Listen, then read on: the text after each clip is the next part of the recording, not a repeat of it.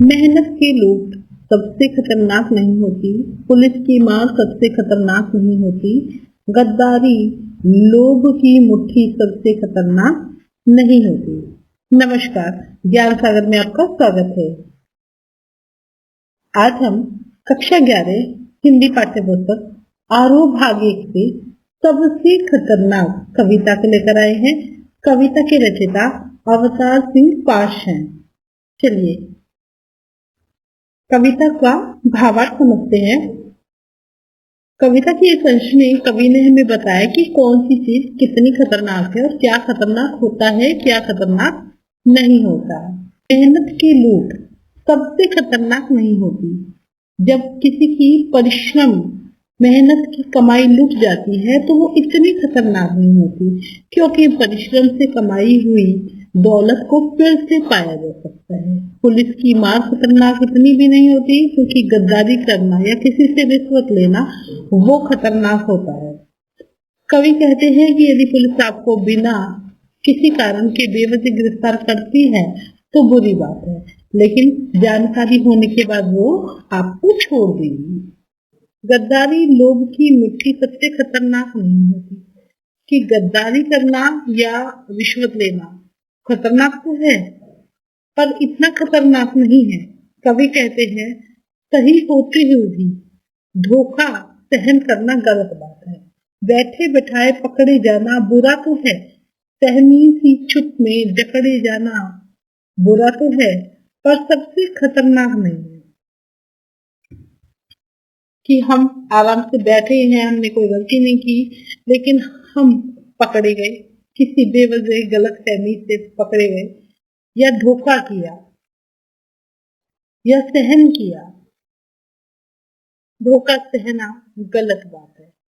कोई जुगनू कपट के शोर में सही होते हुए भी दब जाना बुरा तो है। किसी जुगनू की लौ में पढ़ना बुरा तो है। मुट्ठियां भींच कर बस वक्त निकाल लेना बुरा तो है, सबसे खतरनाक नहीं है। कवि कह रहे हैं कि जुगनू की रोशनी में जो पढ़ता है, साधन का अभाव है जिसके पास, और पूरी जिंदगी ऐसी अभाव में वो गुजार देता है, तो ये गलत है। और सब कुछ खतरनाक होती भी उतना खतरनाक नहीं है। कुछ बातें, कुछ चीजें बहुत खतरनाक होती हैं, और यही खतरनाक चीजें आगे जाके बुरा परिणाम देती हैं। जैसे कुछ किए बिना ही वक्त बर्बाद करते हैं, मुट्ठियां भींच कर बस वक्त निकाल लेना बुरा तो है, सबसे खतरनाक नहीं है। अर्थात कुछ चीजें खतरनाक तो होती हैं, बुरा परिणाम बाद में देती हैं। जैसे बिना कुछ किए वक्त बर्बाद करना वो खतरनाक है, और वो परिणाम बुरा देती है, लेकिन कितना भी खतरनाक नहीं है। सबसे खतरनाक होता है मुर्दा शांति से भरकर। सबसे खतरनाक होता है मुर्दा शांति से भर जाना, न होना तड़प का सब सहन कर जाना। घर से निकलकर काम पर और काम से लौटकर घर आना सबसे खतरनाक होता है अपने सपनों का मर जाना। सबसे खतरनाक वह घड़ी होती है आपकी कलाई पर चलते हुए भी जो आपकी निगाह में रुकी होती है। कविता के इस अंश में कवि हमें बताते हैं कि व्यक्ति के जीवन में आई हुई जो खतरनाक परिस्थितियां हैं वो कौन सी हैं। जब खुश रहते हुए अचानक से निर्जीव की तरह उदास हो जाते हैं, चुपचाप मुर्दे की तरह हो जाते हैं, चुपचाप कुछ बेचैनी सहन करते रहते हैं, सब कुछ खतरनाक की निशानी है। कवि कहते हैं खतरनाक स्थिति वो होती है जब मनुष्य न होकर वो मशीन बन जाता है। वह घर से काम पे जाता है और काम से फिर घर लौट आता है। उसके सपने मर जाते हैं, बस वो काम कर रहा है, उसे नहीं पता उसे क्या करना है। काम समाप्त होता है, घर आ जाता है, कुछ अच्छा करने की ना तो उसमें हिम्मत होती है। ये होती है खतरनाक स्थिति, जब मनुष्य की सारी इच्छाएं समाप्त होती है और मशीन की तरह काम करता है। कवि कहते हैं कि सबसे खतरनाक स्थिति यह है कि मनुष्य अपने हाथों की घड़ी को चलता हुआ देखता तो है, फिर भी समझता है कि उसके जीवन में कुछ भी अच्छा नहीं हुआ। अगर दुख की घड़ी है तो वो दुख की घड़ी हमेशा ही रहेगी। दूसरे शब्दों में कहा जाए तो मनुष्य परिवर्तन के साथ खुद को बदल ही नहीं रहा है और ना उसे बदलने की कोई इच्छा है। वो स्थिति बहुत खतरनाक होती है। सबसे खतरनाक वह आंखें होती हैं जो सब कुछ देखती हुई भी जमी बर्फ होती हैं, जिसकी नजर दुनिया को मोहब्बत से चूमना भूल जाती है, जो चीजों से उठती अंधेपन की भाग पर लुढ़क जाती है, जो रोजमर्रा के क्रम को पीती हुई एक लक्ष्यहीन दौरान के उलटफेर में खो जाती है। सबसे खतरनाक वह चांद होता है जो हर हत्याकांड के बाद वीरान हुए आंगनों में चढ़ता है और अपनी आंखों को मिर्ची की तरह नहीं गड़ता है। कवि इस अंश में कहते हैं कविता के कि बिना किसी लक्ष्य के जब कोई जिंदगी जीना शुरू कर देता है तो वो खतरनाक है।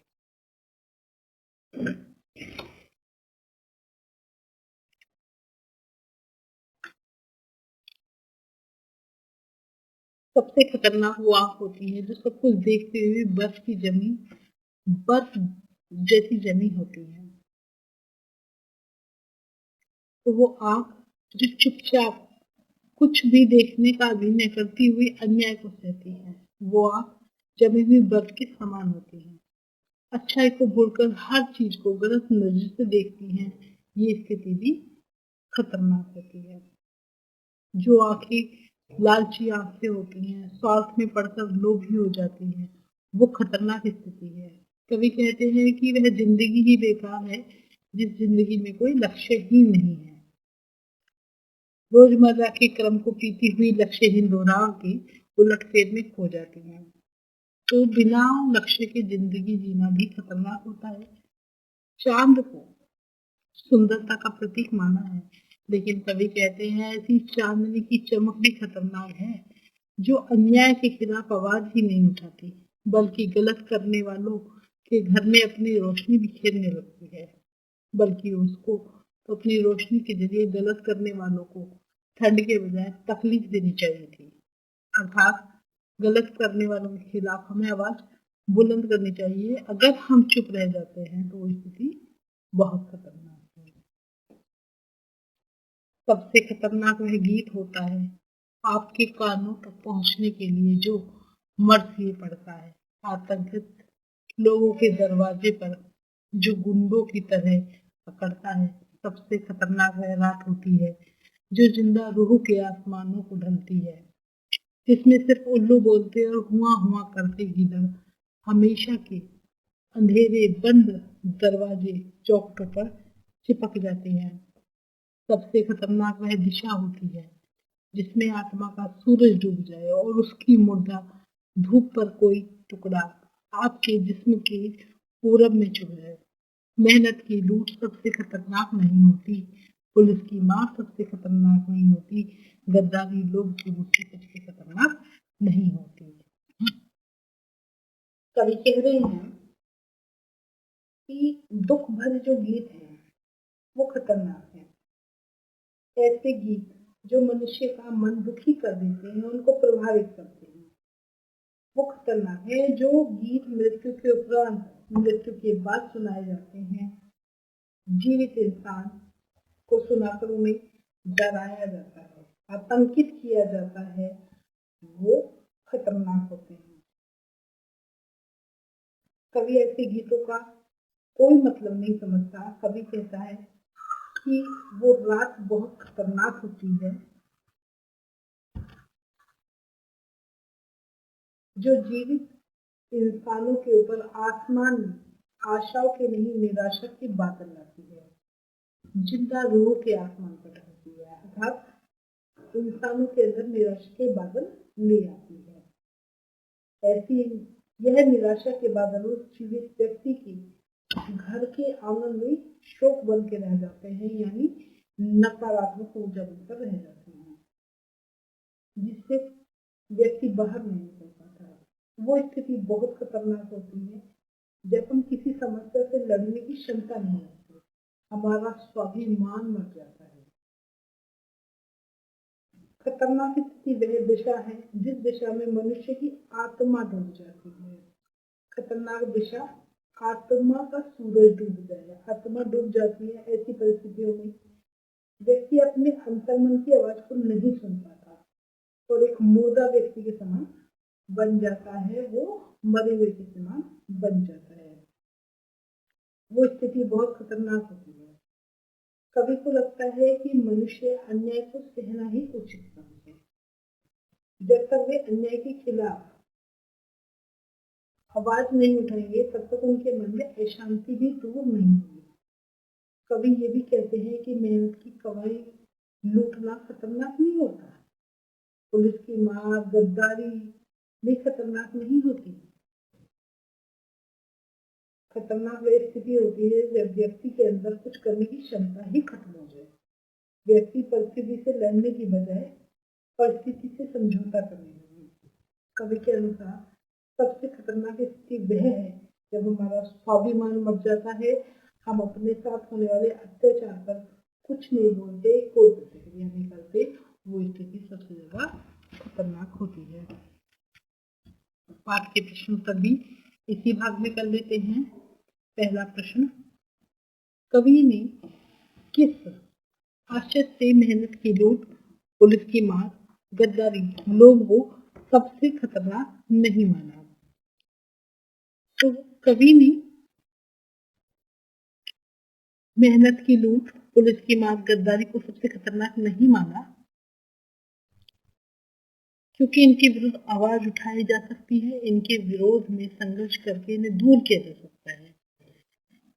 ऐसी कई बातें हैं जो इनसे भी खतरनाक हैं, जैसे हताशा में जीवन व्यतीत करना, निष्क्रिय रहना, इनके प्रभाव को कम नहीं किया जा सकता।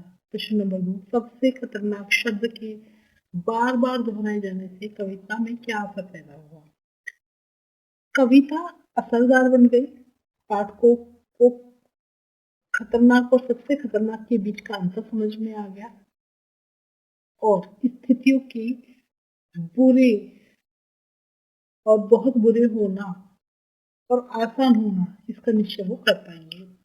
प्रश्न नंबर 3, कवि ने कविता में कई बातों को बुरा न कहकर बुरा तो है कहा, तो के प्रयोग से कथन की भूमिका में क्या बदलाव आया है, स्पष्ट कीजिए।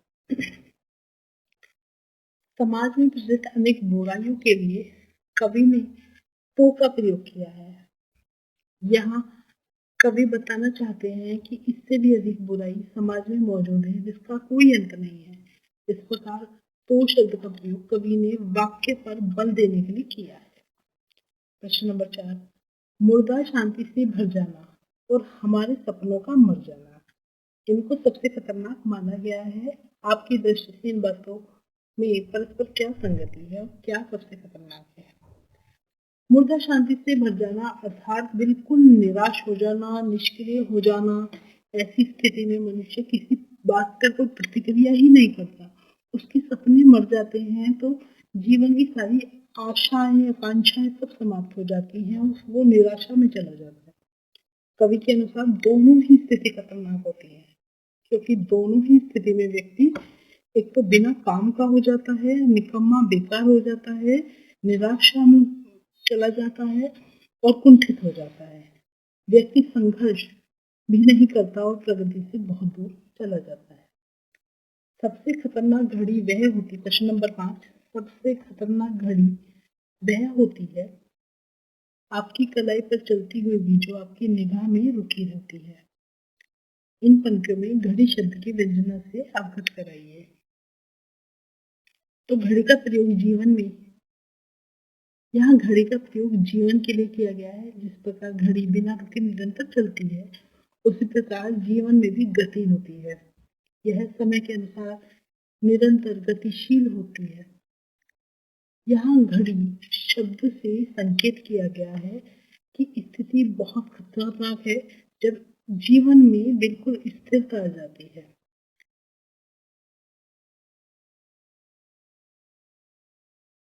कवि ने घड़ी के माध्यम से उन लोगों को की तरफ इशारा किया है जो प्रगतिशील संसार में स्वयं को जड़ और निरर्थक बनाए हुए हैं। प्रश्न नंबर 6, वह चांद सबसे खतरनाक क्यों होता है जो हत्याकांड के बाद अपनी आंखों को मिर्चों की तरह नहीं गड़ता है? यहाँ चांद का प्रयोग उन व्यक्तियों के लिए किया गया है जो आस्था और विश्वास के नाम पर अत्याचार और अन्याय को चुपचाप सहने का संदेश देते हैं। वे लोग भगवान की भक्ति के नाम पर पीड़ित लोगों से मनमोहक बातें तो करते हैं, उन्हें अन्याय के विरुद्ध कोई आवाज न उठाने की प्रेरणा देते हैं। कभी ऐसी आस्था को खतरनाक मानता है जिसमें मानवीय समस्याओं का कोई हल नहीं है। अगला प्रश्न, कवि ने मेहनत की लूट सबसे खतरनाक नहीं होती ने कविता का आरंभ करके फिर किसी पर अंत क्यों किया? मेहनत के बदले उचित मूल्य न मिलना मेहनत की लूट है।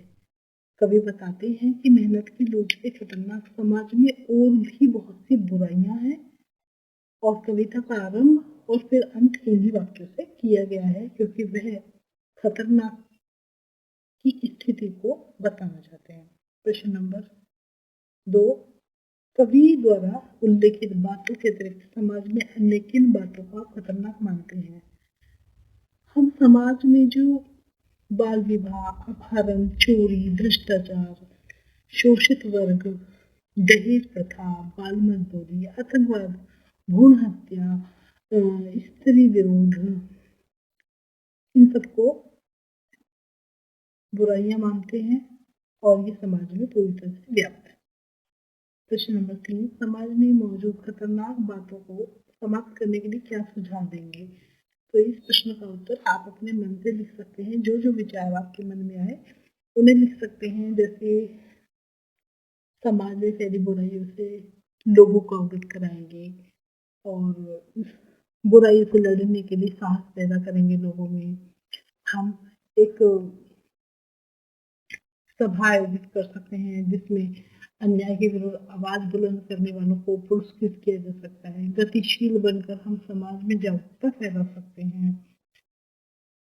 पुलिस प्रशासन का ईमानदारी से अपने कर्तव्य निभाकर लोगों को भरपूर सहयोग दे सकती है।